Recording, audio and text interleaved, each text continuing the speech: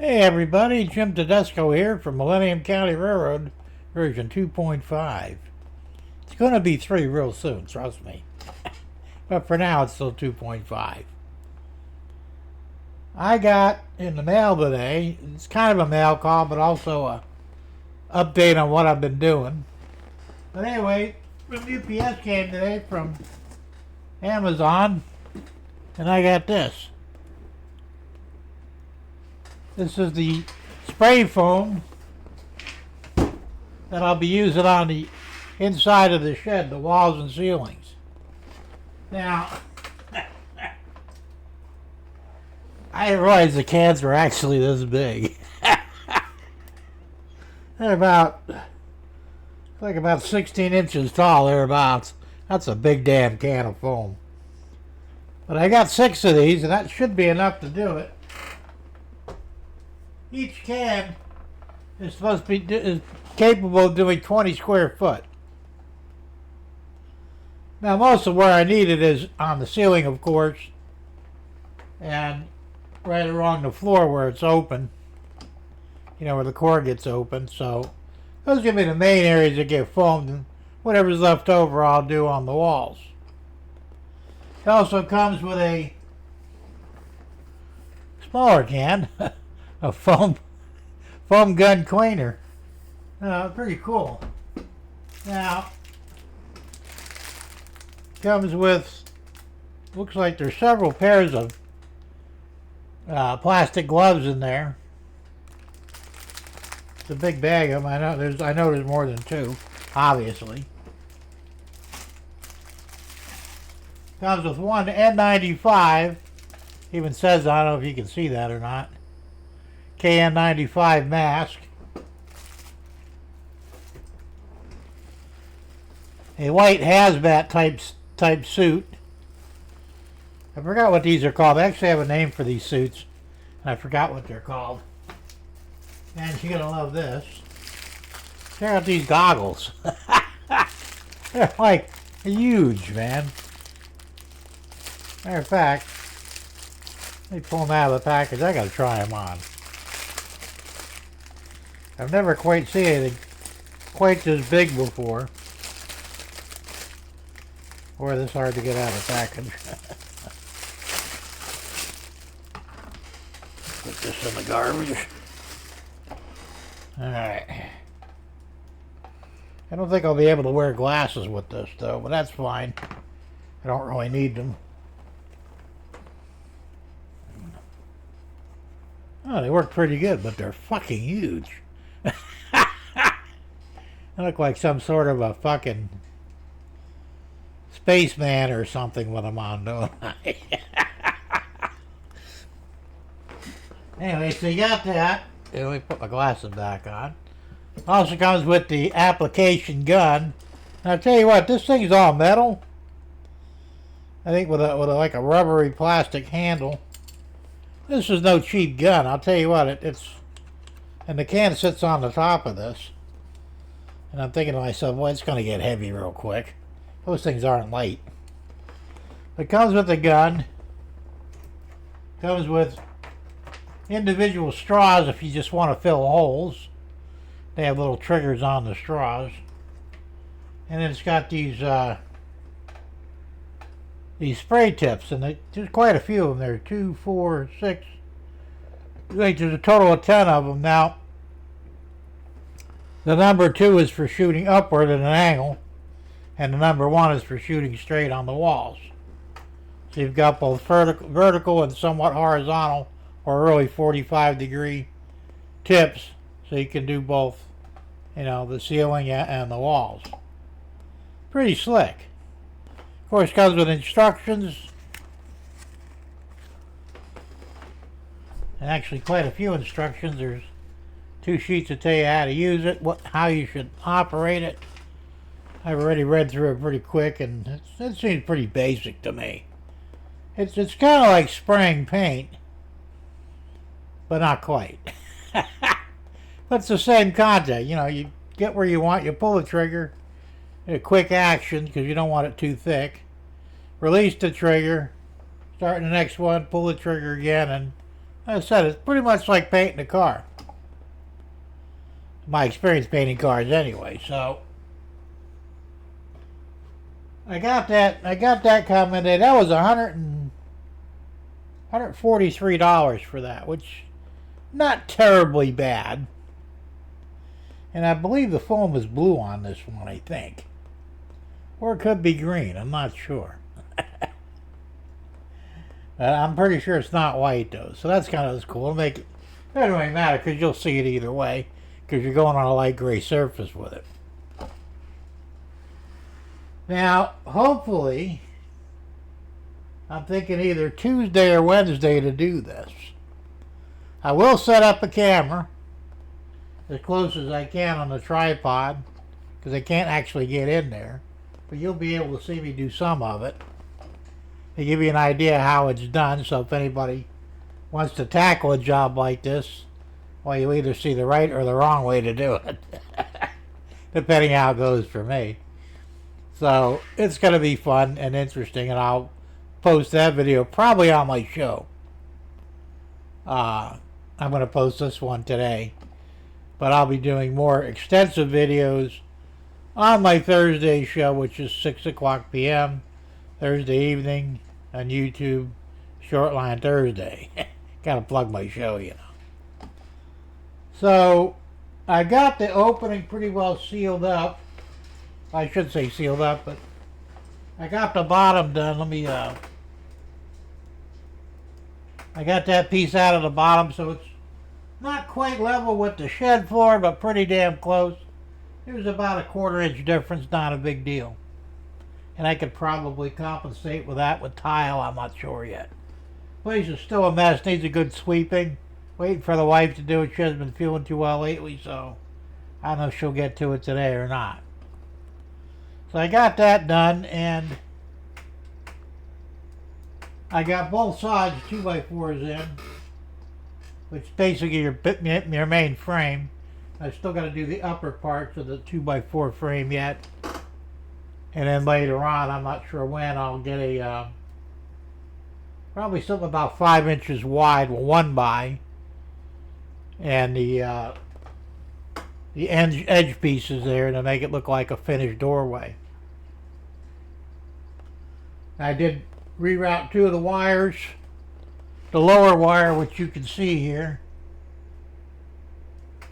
right there. That actually controls the electrical outlets on that side of the shed. I'm going to have to go up over the door and connect it back into the existing wire, which you can't see right now. The upper wire, that's live. That actually goes from these this outlet on the wall here, which is that one there. So that's going to go to a light switch, and then over to the extra outlets. I'll be using these shallow boxes, and this is what it'll look like when the thing's in there. Single duplex.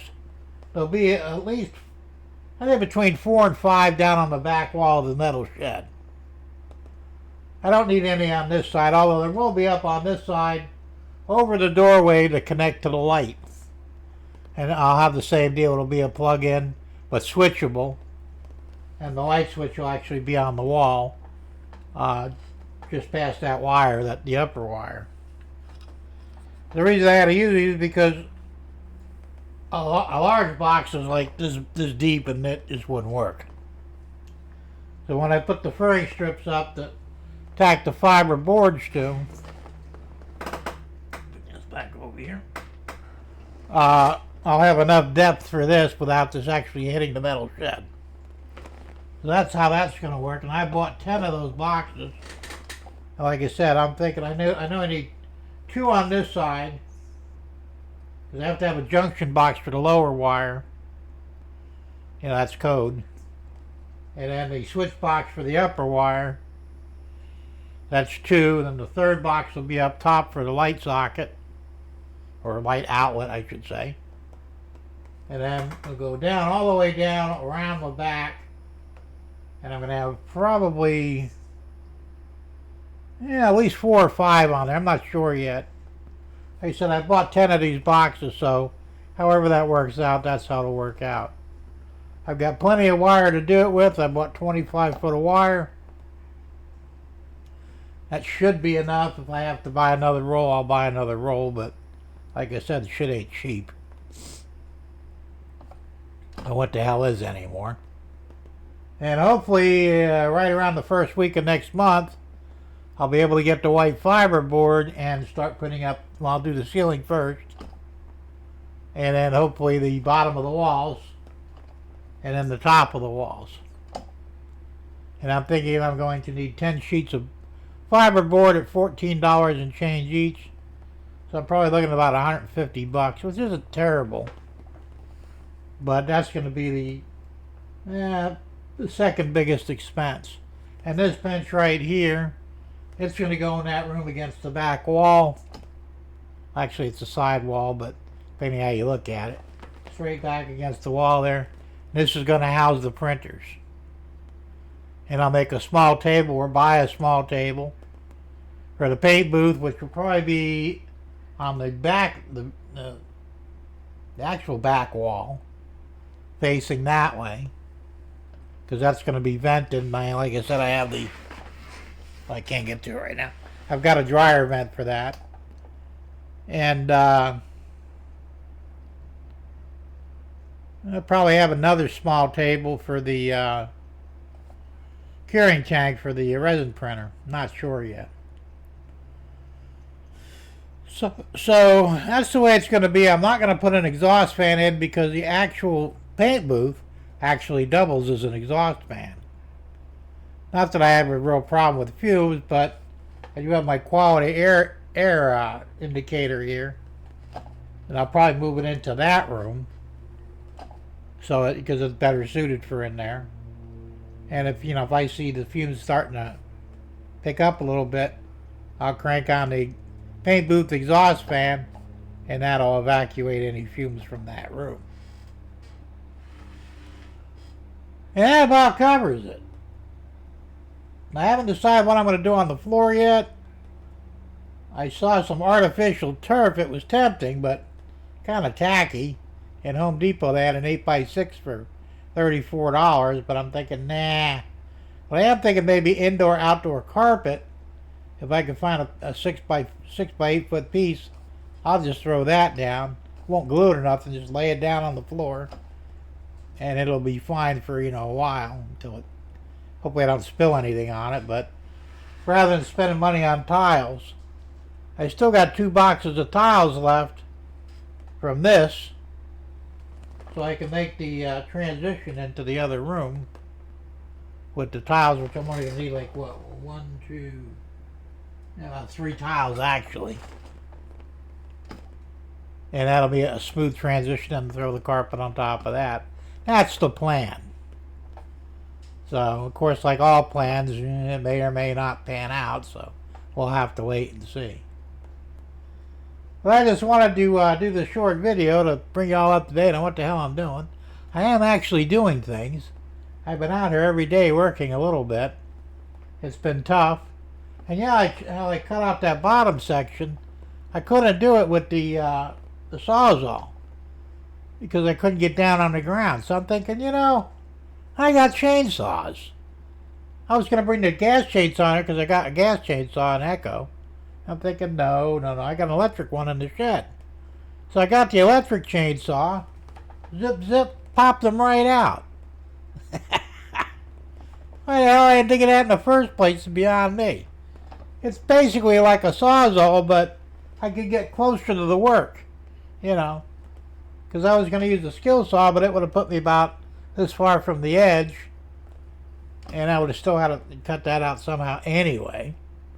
So I said, you know what, the chainsaw brings it right where I need it. Boom, it's done. And I said I put the 2 new 2x4s in on each side. They're screwed in, they're not going anywhere, they're level. And I got to do the top pieces, there'll be 2 going in there. And same deal with that, they'll be screwed in and level. I could actually screw them in from the wood side and then probably angle one on that end there, and then I can actually go through one side on the top and then I could angle it on the other one, but it'll work out just fine. So we're getting there. We're making progress. It's slow, but hey, slow progress is better than no progress, right? So I don't want to drag this out. I'm already into 15 minutes here, so I'm going to let it go with that. And anyway, that's what I'm up to. And there'll be more to see on Thursday's Shortline show, so make sure you tune in. And hey, have a good week, everybody. Be safe, and we'll see you soon. Bye for now.